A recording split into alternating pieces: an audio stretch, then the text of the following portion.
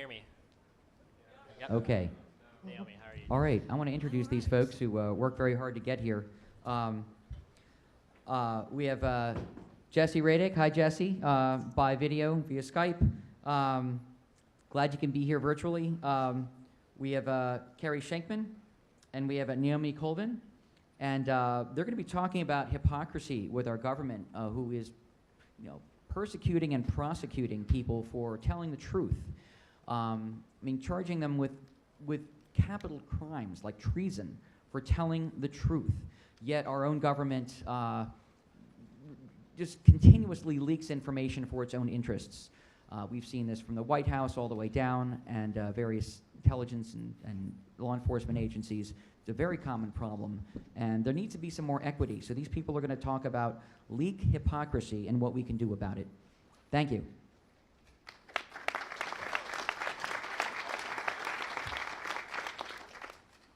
Thank you so much, everyone, and it's really an honor for all of us to see such an interest and see such a packed room right now. I'm Carrie Schenkman.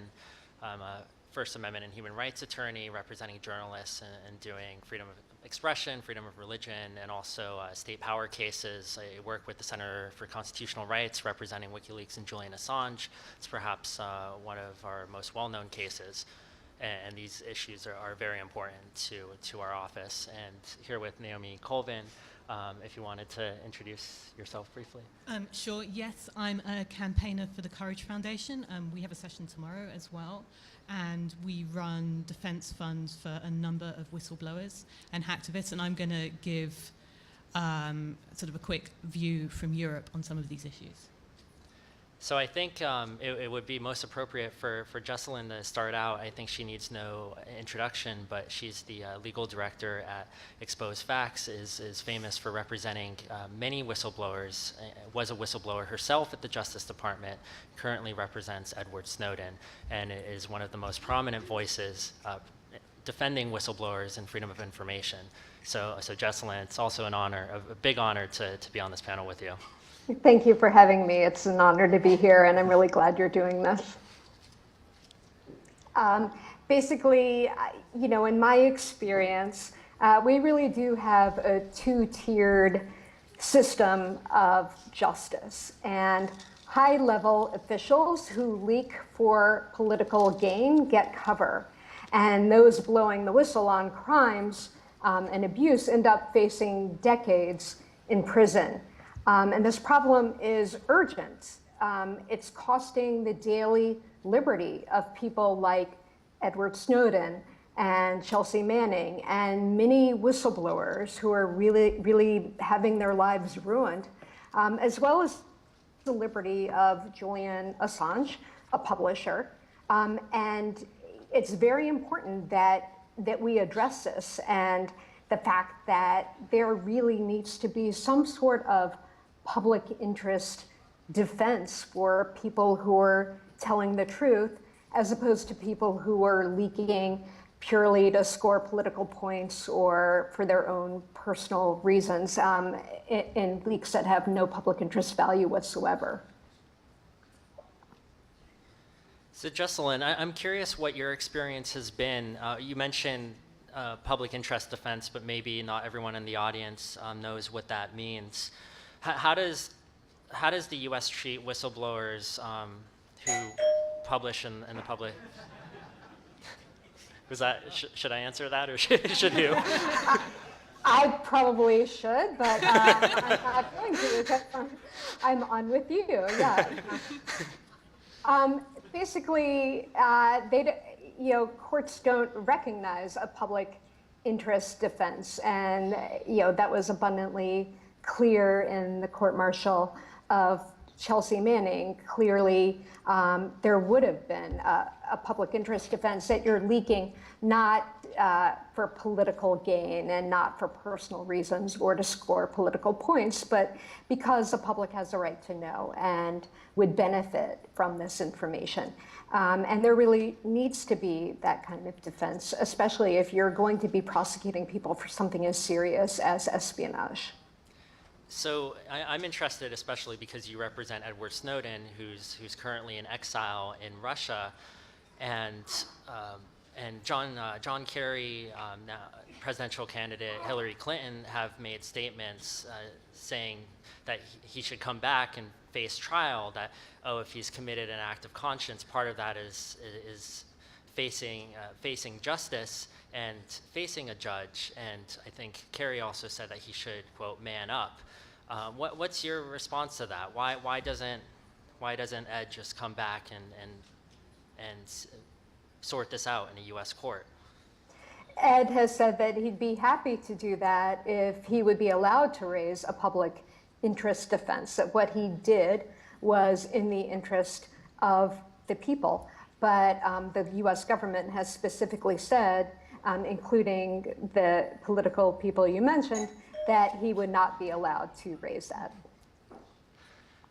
And I know that actually in an interview just a few weeks ago, former Attorney General Eric Holder said that Ed performed a public service through his disclosures, and yet should still face trial. What do you make of that, having the highest prosecutor or former highest prosecutor in the land saying your client has performed a public service but still shouldn't get a public interest defense? Well, I'm glad that Eric Holder agrees with us that Ed performed an amazing public service in what he did, but I find that completely hypocritical and contradictory to say that he should therefore still not be entitled to some kind of public interest defense if what he did was of public benefit. It's sending a really mixed message to people about how you should behave as a citizen. I want to push a little bit more on that. Why would it be hypocritical? You know, I think it's hypocritical to say that someone performed a tremendous public service, but we are going to continue to try to punish them and go to the ends of the earth to get them and to hunt them and to make them pay for performing a public service. That's not normally how you thank people. Sometimes people get statues, sometimes people get laws, and people have things, wonderful public things done in their names, but normally you're not told to come back and be thanked by facing jail. Yeah. I recall, I live in New York, and for others who live here, I think maybe a year ago there was an art project to put up a bust of Edward Snowden in Brooklyn, and I think it was quickly taken down. So I think that's the closest attempt to a statue. I know that there have been monuments internationally. Certainly, there's one that has three truth tellers, Assange, Snowden, and Manning, on chairs, and then a fourth chair that's it's called Anything to Say, but it's quite a remarkable exhibit where basically a member of the public can go and just stand up on the fourth chair with these other truth tellers. And the idea is that it's in a way that we often think that whistleblowers are exceptional and these heroes that do something that's unattainable. But I think one of the points that you, Jesselyn, have made so strongly in your career is that it's really up to everyone, whether working within government or outside government, to speak up, because there's so many people with clearances, there's so many people who are facing misconduct, viewing and seeing misconduct, abuses, and cover-ups that have an obligation under the oaths they take for office, not just under oaths in the Constitution, which is the law of the land, to respect the First Amendment, the Fourth Amendment, the Fifth Amendment, but also human rights treaties, which are also the law of the land under the Constitution, and numerous conventions which make torture, for instance, a severe human rights violation, that when witnessing torture or cover-ups of torture, individuals have a duty under international law to report that so it can be prosecuted. So I think the big lesson from that is that as a public, we all have a duty to stand up, and it's very possible. It's not unattainable for anyone. I was curious, Jesselyn, in terms of the next... Well, just to emphasize that point, I wanted to say, most people don't set out and say, wake up one morning and say, I'm going to be a whistleblower today. Most people are doing their jobs and trying to follow the laws, rules, and regulations that they're working under, and then they find themselves crosswise with the government for doing that. But most people are not out to make waves. Most people are trying to serve the public. Right, and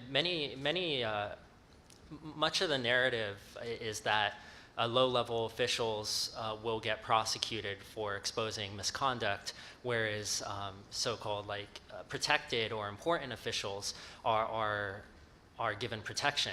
For the most part, that tends to be true, but it's not always the case that it's a high-level, low-level distinction. And in fact, some of the most prominent whistleblowers have been very high-level officials, like Thomas Drake, for instance, was a senior official at the NSA. Bill Binney, also a very senior official, who devoted their whole lives and careers to public service out of a sense of duty and patriotism. And they saw that the very systems that they had swore to protect were betraying the people that they had a duty towards. Because ultimately, the question is, where does the duty to protect lie? What are secrets designed to protect? Are they designed to protect embarrassment, misconduct, or abuse? Or are they designed to protect people? Are they designed to protect constitutional rights? And where those secrets are covering up violations of constitutional rights, that raises not just legal problems, but severe ethical and constitutional problems as well. No, I agree completely. And people blow the whistle because they do see violations of law, rules, and regulations.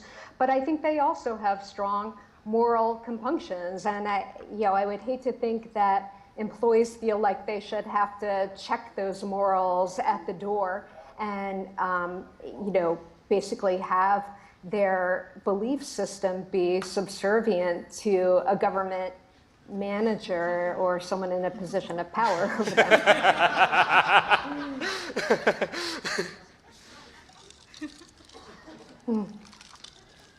Naomi, did you want to jump in? I know one of the things, because the Courage Foundation, which Naomi is a campaigner for, runs the official defense fund for Edward Snowden, and has you can bring them on as well. But runs the official defense fund for Edward Snowden and several truth tellers, and is committed to the legal defense of those who often are neglected and are faced with big legal battles and problems alone. And I'm curious to get your perspective in terms of Courage's kind of vision going forward, and where, what kind of the maybe European and international perspective towards the U.S. is on some of these issues. Sure. I guess a lot of these cases which seem to be incredibly painfully controversial in the US, the view from Europe is much more straightforward, and the injustice is much more obvious than sometimes seems to be evident from the debate that you see in the United States. I think it's implicit in what Courage does that by making it clear that there's a support net, and a support net for individuals that's available and ready to step into action, you make it. I mean, I'm realistic about this. The barriers towards people, against people making these disclosures are massive. The psychological barrier, the barrier towards, being able to work, what it does psychologically to you, what it does socially. But we hope that by making it clear there's an organisation there which will fight your corner and fight your corner for individuals, which not many other people do, that it changes the calculus of can I act or can I not act, at least slightly.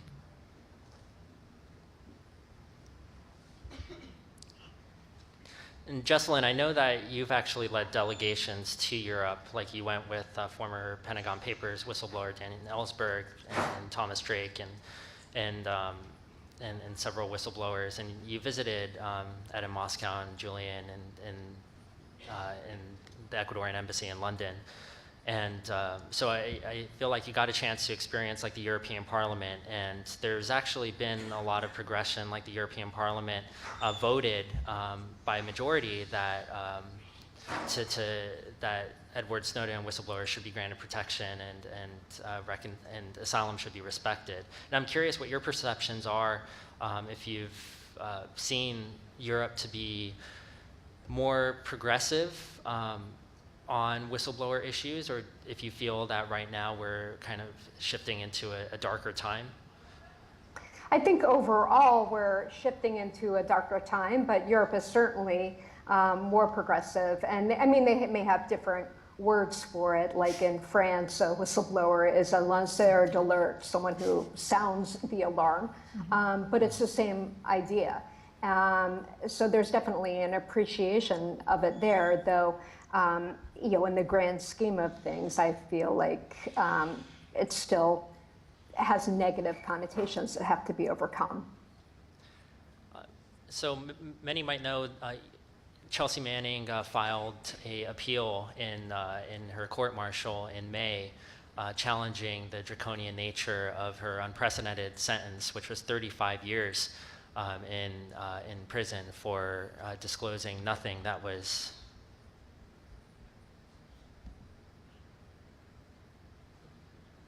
Do we lose Jesselyn? Yeah, looks like it. Hey, Jess, can you hear me?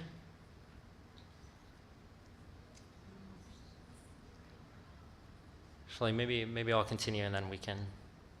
Stop turning my video off. No, come back. That.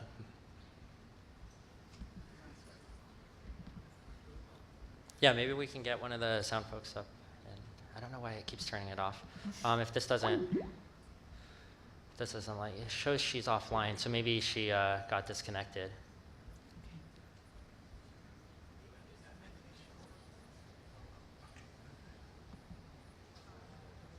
We'll just try that one more time. Am I recording? Or is this, what did I just hit? What am I doing? That's a video, right? That looks like a video call thing. Oh, that's a video message. That sounds, okay, great. I'm in chat right now. What am I doing? That's a call. This is what years of education does for you. I'll try that and kind of multitask a bit, but I'll continue in the meantime. And then maybe if somebody wants to come up and help, otherwise I'll just like paddle my feet and struggle up here. But so on that point of actually comparative defenses, so Chelsea Manning filed her appellate brief in May, which challenged the length of her detention, 35 years, unprecedented sentence. And numerous organizations actually filed supporting briefs in that case, which is very interesting. So there's a coalition of different human rights groups. So the EFF, for instance, filed a challenge to the Computer Fraud and Abuse Act, which is one statute that Manning was convicted under for the use of wget, a batch downloading program to access cables that she actually had access to the individual cables. And actually, an interesting academic question is whether that same theory that was used to prosecute Manning could have been used against Hillary Clinton for batch downloading materials that she had access to individually. But so the EFF filed an excellent brief challenging the CFAA. The ACLU took on the Espionage Act, arguing for a public interest defense. And the another group, the Open Society Justice Initiative, filed a brief basically comparing the international law in many jurisdictions and looking at essentially how the US is way more draconian than just about any other civilized country in treatment of whistleblowers. So for instance, they looked at how whistleblowing or leaks to the press are punishable by less than 5 years imprisonment in at least 12 countries and punished by at most 10 in most countries. And also a number of jurisdictions, as well as the European Court of Human Rights, which is the highest human rights court in Europe and a binding court over European countries, allows for a public interest defense, which is again where a whistleblower will have an opportunity to present their motive and the fact that they're making disclosures in the public interest. Again, there's no chance. Yeah, it looks like she's offline actually, so I don't know. Maybe let me try to. She ran away from you guys. I can have that effect.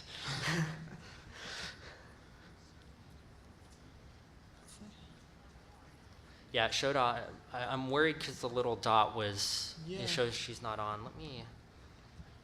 Let's make sure. Yeah, Nate, maybe you can. Okay, great. Maybe if you could give her a call too.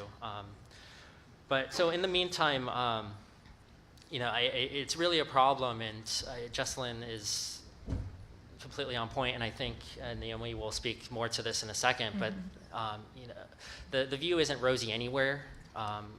It isn't in Europe, especially with the financial whistleblower cases. But certainly in the U.S., it's a lot worse.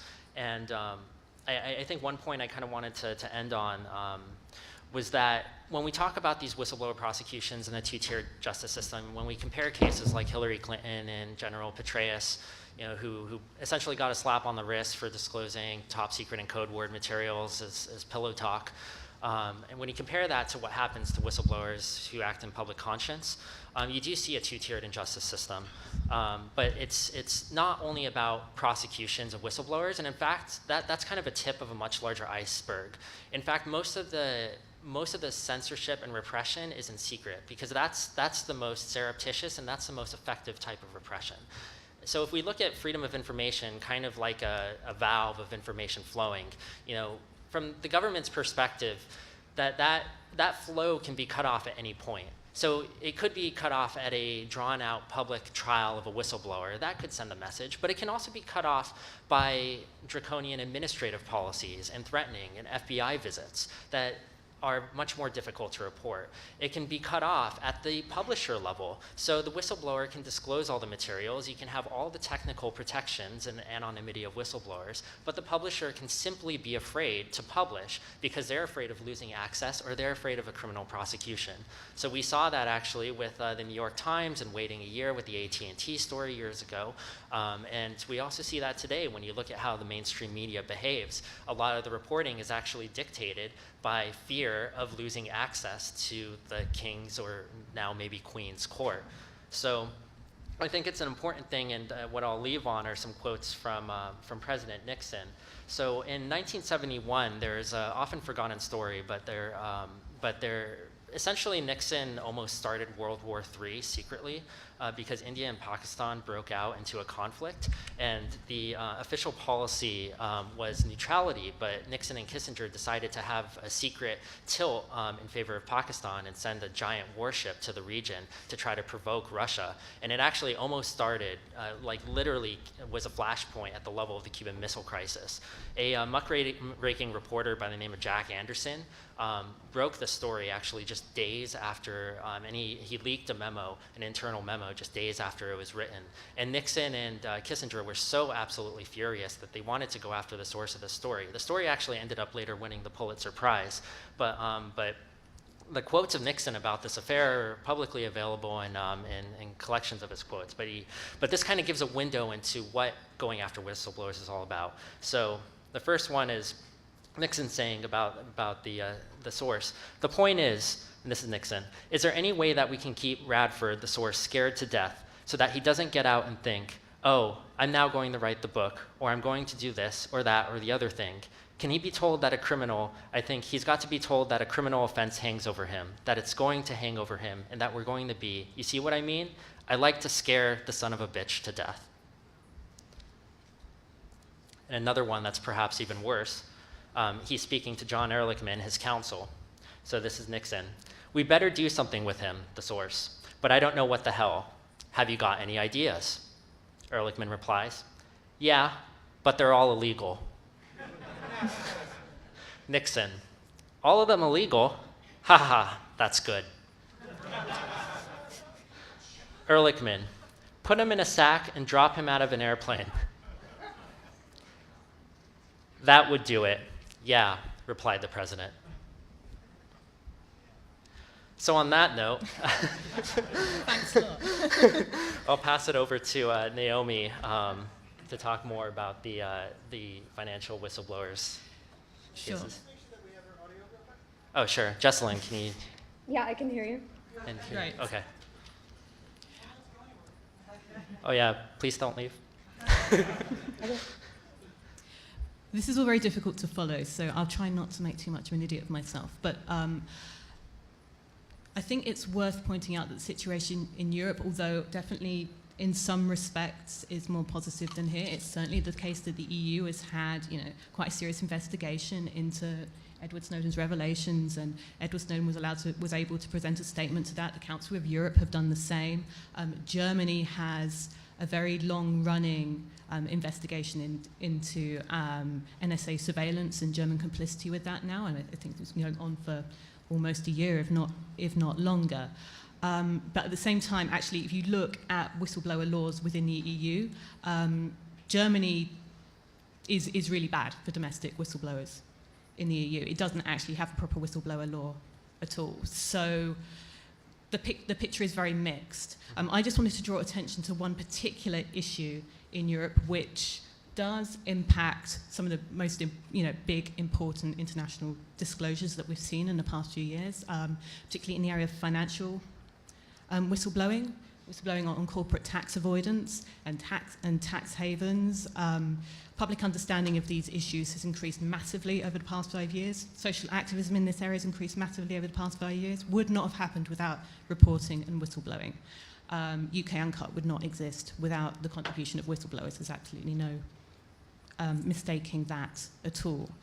Within Europe, within particular countries in Europe, Luxembourg and Switzerland in particular, banking secrecy laws really serve to chill disclosures and punish whistleblowers. Some people in this room may be familiar with the case of Rudolf Elmer, who publicly gave information about the private bank Julius Baer to WikiLeaks.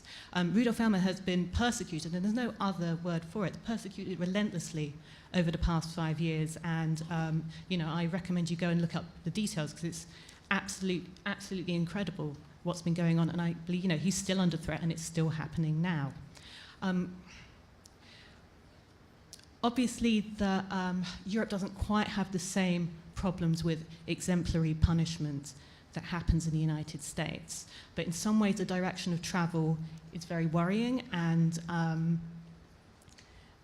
in my job with the Courage Foundation, this is something we are concerned about, and we're tracking quite actively.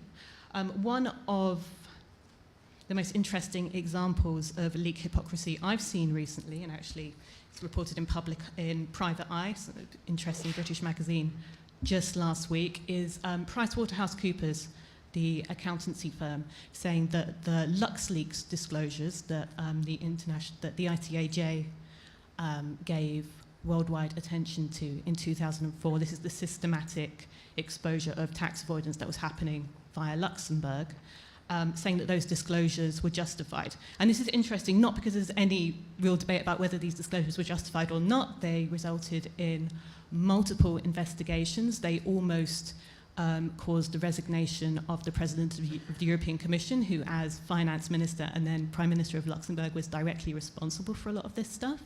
It's interesting because PricewaterhouseCoopers were in turn directly responsible for the prosecution of the two whistleblowers concerned. Antoine Deltour, who came forward publicly, and another guy called Raphael Halle. And they were seeking, so these two guys were prosecuted under banking secrecy laws and for theft in the Luxembourg court. They also tried to prosecute one of the journalists concerned. You might be interested to hear. The journalist was acquitted, but both Deltour and Halle were given suspended sentences and fines. And that decision is being appealed now. But I bring this to your attention because the European Union has also just passed a Trade Secrets Directive, which in theory obliges every member state of the European Union to pass similar laws which would be applicable in a wider selection of cases. This is such a clear and present danger to press freedom in Europe that even the New York Times editorial board wrote an editorial saying so. So things in Europe are not totally rosy, and there are issues that we should all be keeping an eye on. I'm wondering if we should continue with the three of us, or Jesselyn, since you're out for a bit, did you, I didn't want to cut you off. I just wanted to underline Naomi's point. If you look at whistleblower protections for bank whistleblowers in the US, like Dodd-Frank and Sarbanes-Oxley, bank whistleblowers have far more protection than national security whistleblowers. And I would say that it's just as important to know if your airplane has not been properly inspected and might fall out of the sky, as it is to know if if your account is being totally mishandled. And we really need to have parity in these kinds of laws. What do you think is the best way forward? Do you think that's in the courts? Do you think that's in Congress? Do you think that's at a grassroots level or at a high up level? I mean, because you spent your career looking at these issues, and I know that have had, so many different experiences. I think it takes a multi-pronged approach. I mean, in Congress, unfortunately, what you end up with in the end is not what people are often seeking in the beginning, which can be really, really positive reforms that get so watered down by the time they're passed as to be meaningless. Courts have had limited success, but the problem is that things can take years and years and years to unfold. And legislatively, again, you can have a really good law like the Whistleblower Protection Enhancement Act, but then there's a big gaping loophole for national security and intelligence whistleblowers who get cut out of the protection. So, there's not one ideal solution, but I think you have to take a multi-pronged approach and keep pushing on all these different fronts. And I know there's another element that I think tends to be kind of more psychological in a way, this idea of shooting the messenger, which is an idea that goes back as far as civilization, where oftentimes there's kind of a human tendency to want to punish or ostracize someone who speaks out because of institutional dynamics or secrecy, internal secrecy codes. I know this is something that Ellsberg has written a lot about, that organizations promote cultures of secrecy, and that keeping secrets ends up becoming a mark of worth, to where losing a security clearance can almost become like losing one's identity and value. And I wonder, because you've had a lot of experience fighting stigma, personally with your whistleblower experiences, but also in defending your clients, not just in the courts, but also in the press, because the press has a tendency to mount attacks on whistleblowers. And we've seen this very recently, and tragically with the case of Chelsea Manning, who her lawyers reported made an attempt on her own life, and that wasn't treated with any respect by the Army, which actually leaked confidential medical information in a violation of HIPAA, it appears. So, and I mean, and this isn't this isn't any exception. This is treatment. Like, she was subject to solitary confinement, and numerous whistleblower cases, like in Thomas Drake, there was mismanagement of evidence, and so many of these cases involve break-ins and violations of the law. So I wonder if maybe you can speak to this theme of stigma, and if there's any way to promote and push back on this idea of a whistleblower as a traitor, which is tossed around. I know it came up actually even in the introduction of this talk, this idea that of the traitor. How do we push back on that? I think it's you historically point out that whistleblowers throughout history have been seen as traitors, turncoats, and more recently are painted as terrorist sympathizers. And this is done to marginalize them, but also to try to minimize the importance of what they're revealing. And I think one of the best things to do is look back at historical examples and say, look at someone like Dan Ellsberg, who revealed the Pentagon Papers, which now, 40 years later, we're comfortable saying, this is something that is credited widely with helping end the Vietnam War. And we shouldn't have to wait 40 years before we're able to, vindicate whistleblowers.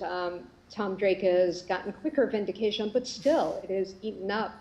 This has eaten up more than a decade of his life dealing with this. And, a speedy resolution would be preferable than having agencies drag this stuff out forever.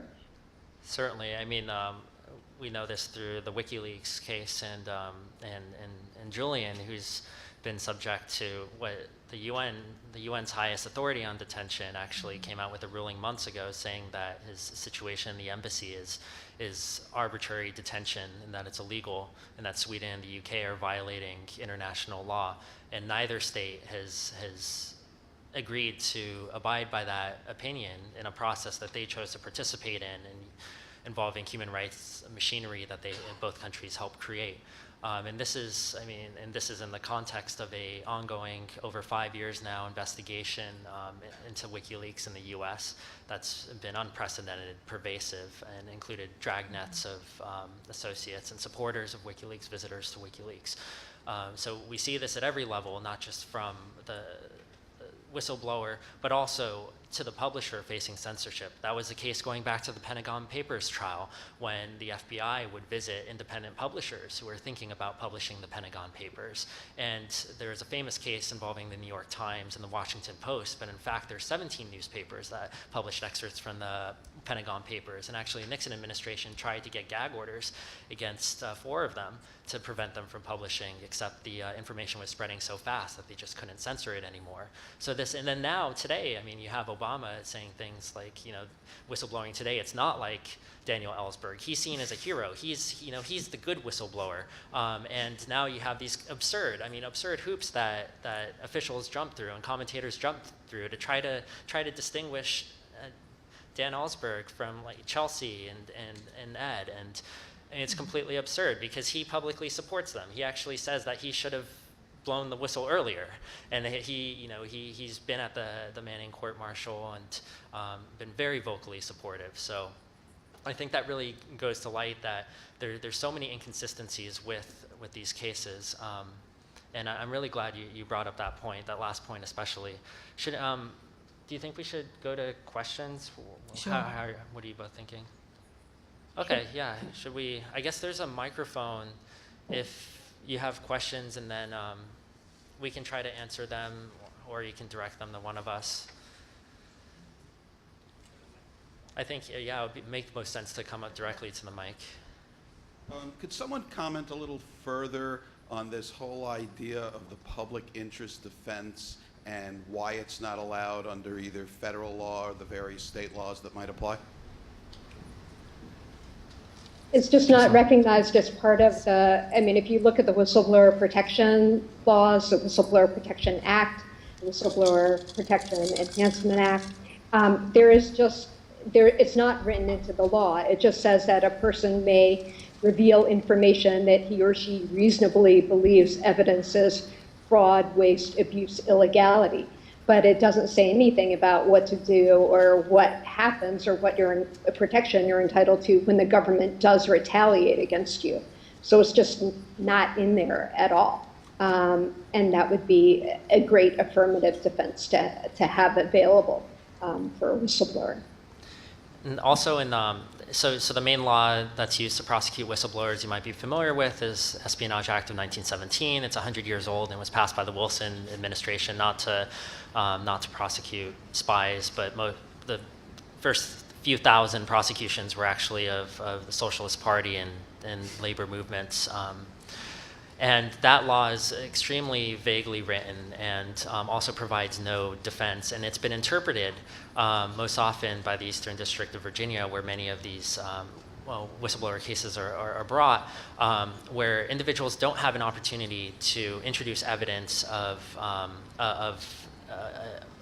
positive motive of their acts. So in previous cases like John Kiriaki's case, Thomas Drake's case, they actually tried, and in the Manning court-martial, tried to say, look at these things, bad things that were exposed. But the judge will actually say, you can't introduce that. What makes it even worse is that despite that, the government is allowed to introduce evidence of harm. So in a way, effectively tainting the jury, and this happened in the Manning case, allowing speculative and attenuated ideas of harm caused by disclosures without allowing the individual to defend against that. So I think the public interest defense is probably the most needed revision to the act. I mean, I think most lawyers in the space I'm sure Jesselyn would agree, for the need to repeal the Espionage Act is both outdated and draconian law that violates the First Amendment. But I think, realistically speaking, the public interest defense is probably the most important. Thing that we need. I agree. It absolutely should make a difference whether you're leaking to score political points or retaliate or get revenge, versus because there's information that the public needs to know and the public has a right to know. That's a huge distinction, and it should matter. And the fact that courts have been saying it doesn't is very troubling. Okay, I'd like to return to the topic of whistleblowers and stigma. I can understand that a large corporation or a large government would take offense to someone who made them look bad, and they would retaliate by trying to make the person who made them look bad or look worse. So I think that's sort of an expected response. But one of the things that I'm wondering, I'd like to get your thoughts on, is with some of the leaks that have happened during the last few years, do you think that whistleblowing, at least among, it's seen with some element of virtue or heroicness? I think it's always been a double-edged sword.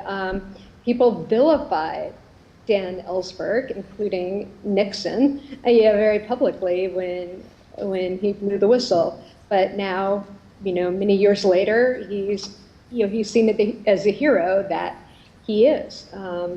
So I think there's always been this love-hate relationship with whistleblowers that our country has.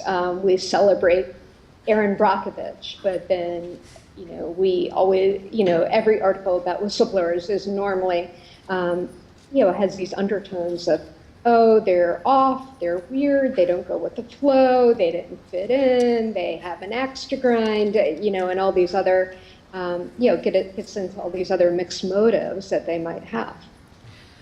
I'd add to that I agree totally with all of that. I think it's also worth recognizing that what is sometimes a bit of a fake public debate about, hero or traitor, is used deliberately in the media to crowd out discussion of the revelations themselves. The University of Cardiff have done a survey of all of the British coverage of Edward Snowden's revelations, and what they found is that, particularly in the right-wing press, endless stories about, is he a hero, is he a traitor, were used, and that, if you like, spreads out and and occupies all of the space in those particular newspapers that might actually be used for discussing the revelations themselves, which clearly the British government did not want to do at any level. So I think that's also worth bearing in mind. What do you think of the Guccifer 2 leaks and the DNC leaks and the insinuation that this is an attempt by the Russian government to influence U.S. politics? Do you think this is yet another case of people in the U.S. trying to maintain power and stigmatize the whistleblowers who are acting in the public interest, or that it is in fact Putin trying to influence the U.S., or something in between? Someone else want to take that? Well, I haven't had a chance to fully digest all the stories, so I know that with respect to WikiLeaks, it's WikiLeaks' position to not comment on any sources. Do you think Tor and anonymous browsing is going to? Do you think Tor and anonymous browsing is going to make it easier for people to whistleblow without actually getting caught? Sorry, can you repeat that? Do you think that the Tor and the anonymous browsers will make it easier for people to whistleblow without being caught by the government, so they can verify the source is real, but they can't find out who did it? Do you want to? Tor making it easier to. Well, I think it already has, in some extent. But obviously, the risks are very great, and what we've seen, particularly if you look at Chelsea Manning's case, it's not the initial submission mechanism which causes issues. It's a problem of who someone's talked to. It's the issue of not getting caught is bigger than can you submit something from A to B anonymously. It's bigger and more complicated problem than that. But anonymity is certainly an important factor in being able to blow the whistle successfully. I tried to blow the whistle anonymously and then basically ended up getting outed by the government.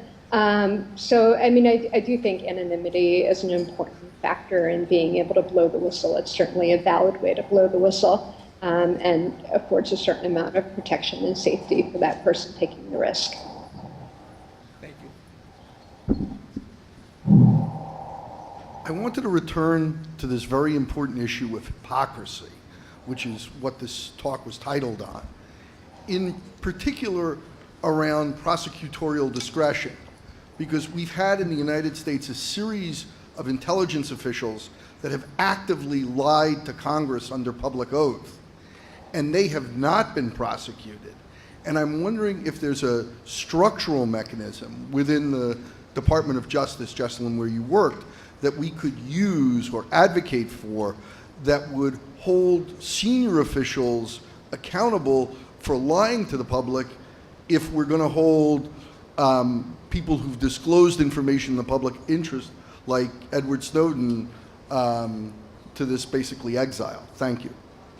I mean, the proper mechanism would be to appoint a special prosecutor or independent counsel to look into these cases and investigate them. But the department has shown itself to be very, very poorly capable of investigating itself, unwilling and unable to do that. So I just don't see that happening. I found the discussion of different whistleblowing laws in different countries really fascinating, and I'm wondering if there are any other places we could look for inspiration, maybe outside of Europe, outside of the United States. Does Canada, anywhere in Latin America, Japanese, is anybody else, you know, especially maybe on the either financial side or on the intelligence side, is there any other places we could look to inspiration to maybe get this stuff figured out better? Yeah, well, there's some other jurisdictions that have public interest defenses of different forms. So you can imagine that sometimes there'll be national security exceptions carved out, which is less helpful.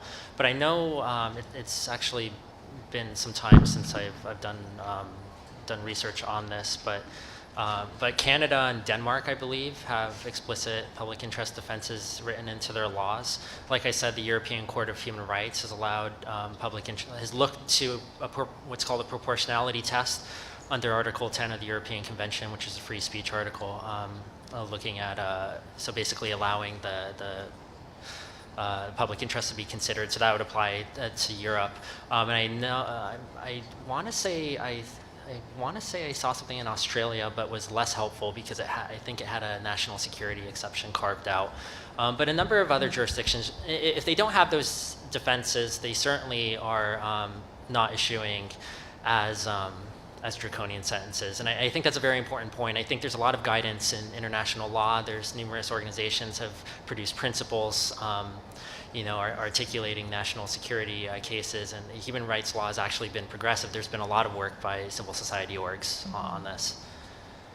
Either of you, last word? No, I mean, there's a group called Blueprint for Free Speech who have been doing comparative work on whistleblower laws within the G20, which is really interesting. But yeah, it's taking bits from different jurisdictions. I don't think anyone has a complete, you know, there's no one country that you would recommend as having a, you know, great set of laws for whistleblowers generally, I don't think. Jess, we are running out of time, but if you just wanted to say. Yeah, I don't think there's one go to like, oh, this person, you know, this country has the ideal model law that we should pattern off of. But I think you can take bits and pieces from what other countries are doing and say, look, okay, this should be a good principle to follow, or they're doing the right thing in terms of recognizing this aspect of it. Awesome. Looks like we're out of time, but thank you so much, Jesselyn and Naomi, thank you. Thank you, Jesse.